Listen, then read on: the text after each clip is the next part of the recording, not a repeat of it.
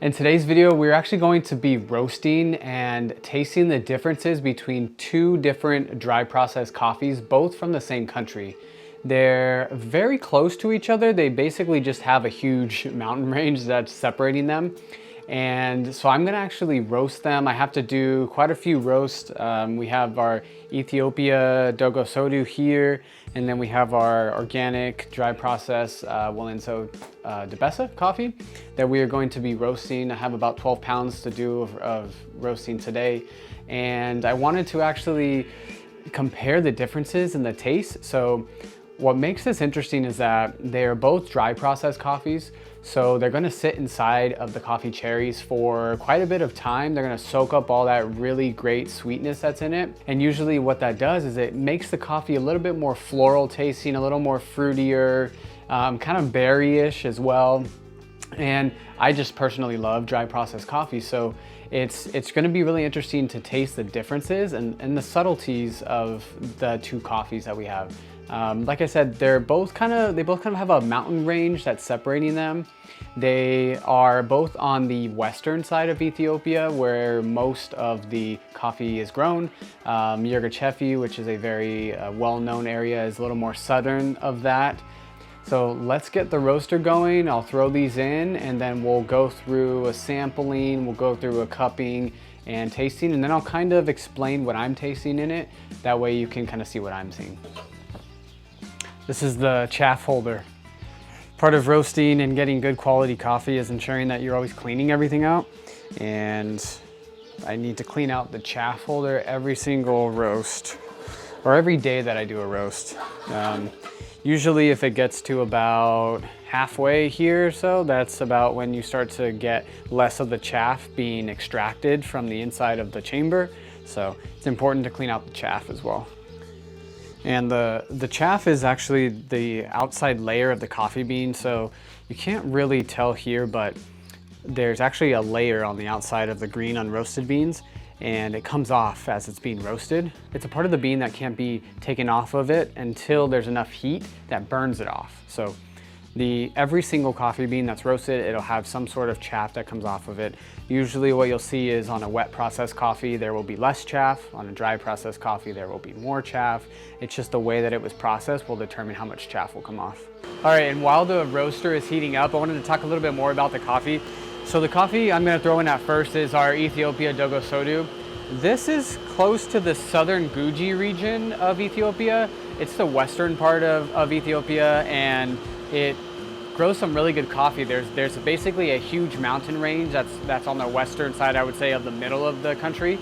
And along that range, there's a bunch of different really great coffee growers, and then it kind of tips out on the Yirgacheffe area, which is a very well-known area for growing coffee.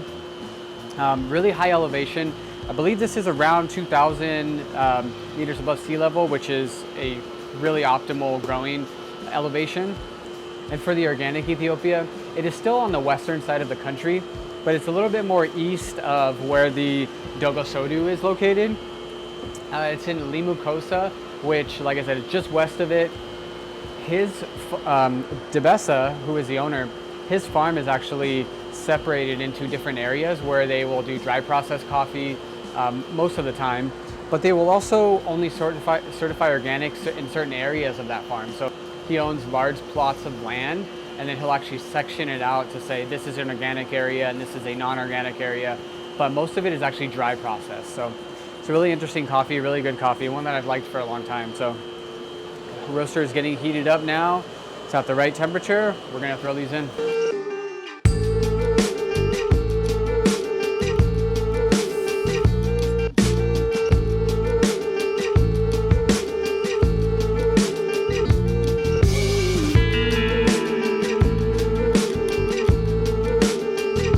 All right, we just threw in the Ethiopia Dogo Sodu. It's gonna go in for about 12 to 12 and a half minutes. We're gonna adjust the roast temperature as it goes on throughout the roast, adjust the bean lock, and then we'll take them out. I've already roasted these a couple of days ago, so I'm going to do the sampling with those ones because I like to let these sit for at least 4 to 5 days before I like to taste them. a lot of those gases that are being released from the coffee will still need to be released over the next few days.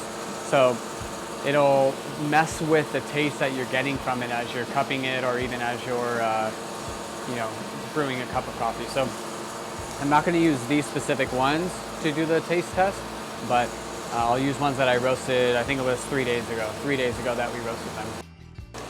All right, and while the Ethiopia is roasting, I actually wanted to tell you about a new coffee that I'm going to be receiving very soon. It's from Guatemala. It's a geisha variety, which is basically the diamond gem of all of the coffee varieties out there. It's extremely hard to get. There's not very much that's grown in the world. It wins quality competitions all the time.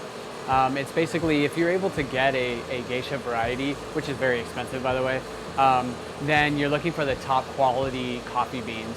It will usually have some really amazing floral notes to it, more than you can get even from a really good top quality Ethiopian dry process coffee.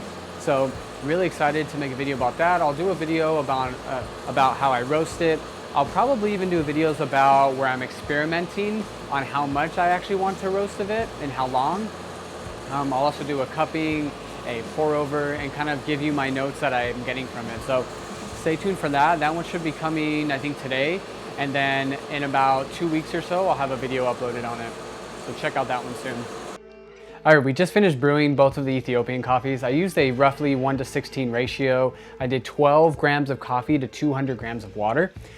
They are brewed right here. Just right off the bat on the color, they look very similar. I would say this one here, which is the organic Walenso de Bessa, is a tiny bit lighter than this one on the right.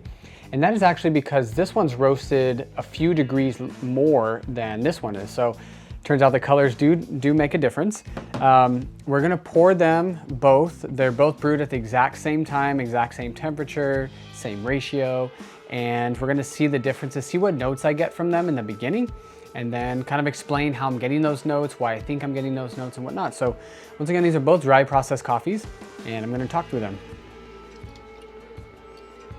So right on the nose, this one is the dry process Dogo Sodu. I do get a bit of cinnamon on it. Yeah, quite a bit of cinnamon, which is pretty common for a Ethiopian or an African coffee. I'm gonna pour a little bit there. Get the lid back on to keep it warm. Quite a bit of cinnamon. And then let's see what we get on the nose of the organic Walenso de Bessa. Smells a little more cherry, a little fruity, a little more floral actually. Yeah, quite a bit floral, even kind of like a geisha floral. So we're gonna pour this one. So this is 200 grams of water. Yeah. All right, let's give it a sip. Extremely strawberry. Yeah, lots and lots of strawberry in that one. All throughout, even a bit of, I'm also getting a bit of a blackberry note to it as well. Let's clean our palate with water.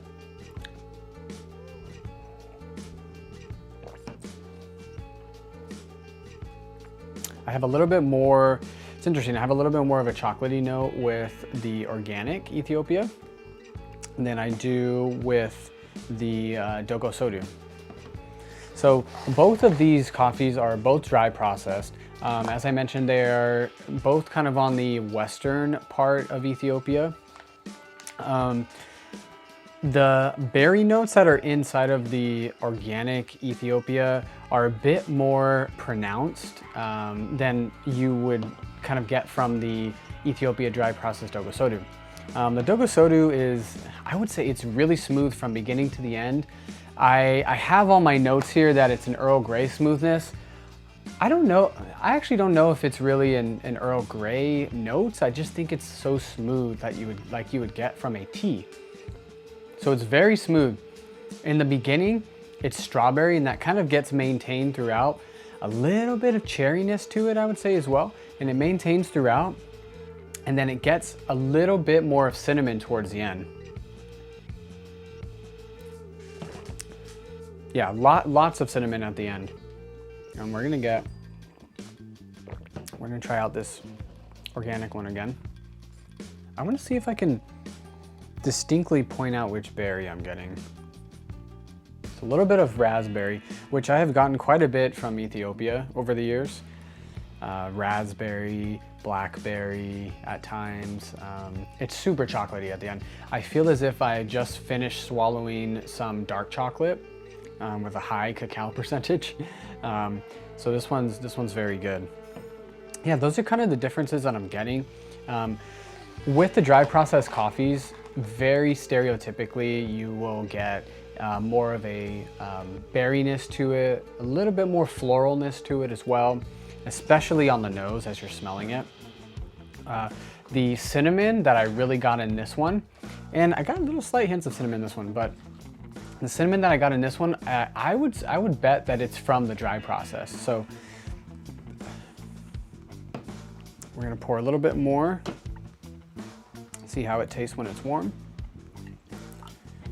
What's interesting too with these coffees is I always tell my customers when I pour it for them that as it cools down, more of those notes come out even more, because it's true. It's true.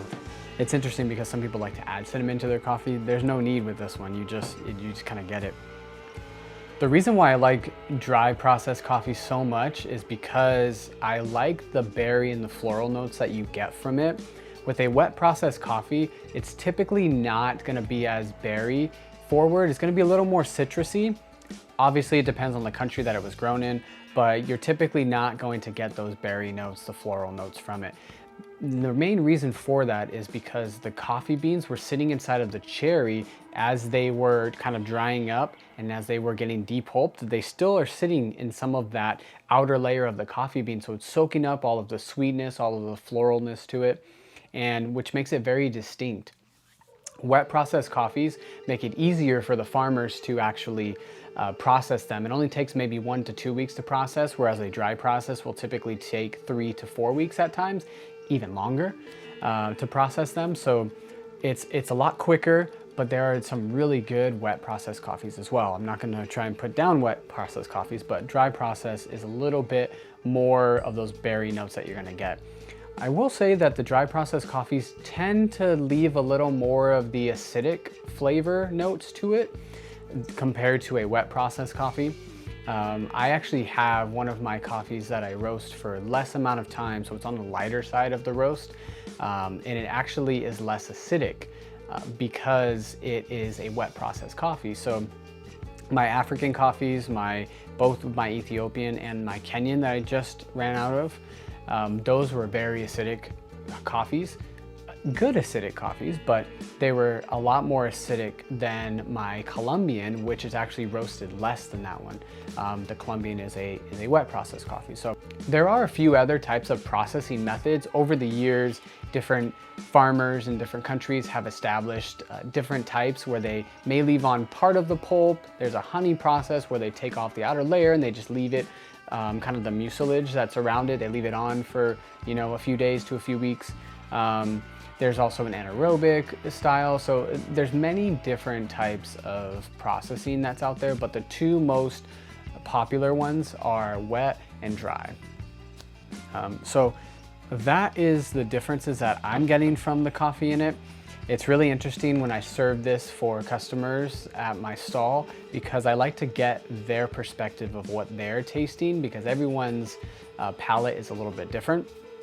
All I like to do is every so often after a roast, I'll grab a few grams of them and I'll pour a cup just to ensure that I still have the same quality. Do a quick quality control test to ensure that everything still tastes the same, monitor the weight loss, monitor the taste, monitor the notes that come out of it. So this is a pretty standard thing that I do, but I thought it'd be cool to make a quick video as I'm getting low on my organic Ethiopia, comparing them because they are pretty close in the same region of Ethiopia, but very distinct flavor note differences. So Anyways, I hope you enjoyed this video. If you did, consider giving it a like and giving it a comment if you have a question. I made this video specifically because someone commented saying that they would like to see the differences in the taste that I'm getting from the coffees as I'm trying them. So if you have a comment, if you have a suggestion, you want me to try out something else, leave it on the comments below, and also consider subscribing. Till the next video.